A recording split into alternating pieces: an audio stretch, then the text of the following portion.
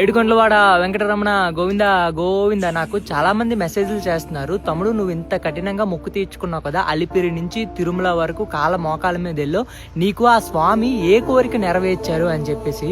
అసలుకి నిజం చెప్పాలంటే నేను ఒక కోరిక కోరుకున్నాను, అది తీరక ముందే స్వామి మీద ఇష్టంతో నా మొక్కుని నేను తీర్చుకున్నాను. నేను ఏ టెంపుల్కి వెళ్ళినా ఏ దేవస్థానానికి వెళ్ళినా ఒక హార్డెస్ట్ పార్ట్ చూస్ చేసుకుంటాను వెళ్ళడానికి అక్కడికి.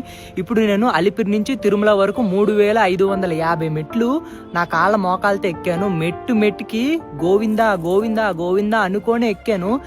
ఆ గోవిందా అనే పదం ఇక్కడి నుంచి ఇక్కడికి వెళ్తుంది మెదడుకి, ఇక్కడి నుంచి మనసులోకి వస్తుంది. ఆ వెంకటేశ్వర స్వామి మీద ప్రేమ ఒకటికి రెండింతలు అవుతుంది.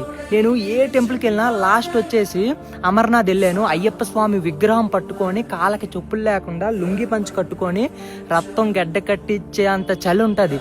అయ్యప్ప స్వామి విగ్రహాన్ని పట్టుకొని వెళ్ళాను. అంతకన్నా ముందు వర్షాకాలంలో శబరిమల వెళ్ళాను సైకిల్ మీద. రెడ్ అలర్ట్ ఉంది, చాలా అంటే చాలా వర్షాలు, రోజు వర్షాల్లో తడుచుకొనే ఆ శబరిమల అయ్యప్ప స్వామిని దర్శనం చేసుకోవడానికి వెళ్ళాను. అంతకన్నా ముందు లడాక్ బుద్ధిస్ట్ టెంపుల్కి వెళ్ళాను.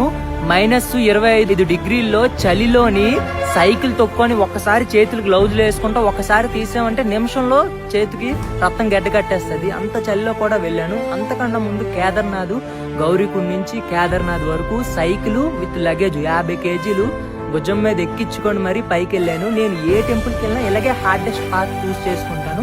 అక్కడికి వెళ్ళేసరికి ఎంతో అలిసిపోతాను. ఒకేసారి ఆ దైవాన్ని చూడగానే నాకు ఎంతో సంతోషంగా ఉంటుంది. ప్రతి ఒక్క మానవుడికి దైవం మీద భక్తి ఉండాలి. ధర్మంలో నడుచుకొని దైవం మీద భక్తి ఉంటే మనం ఎవ్వడికి జడాల్సిన అవసరం లేదు.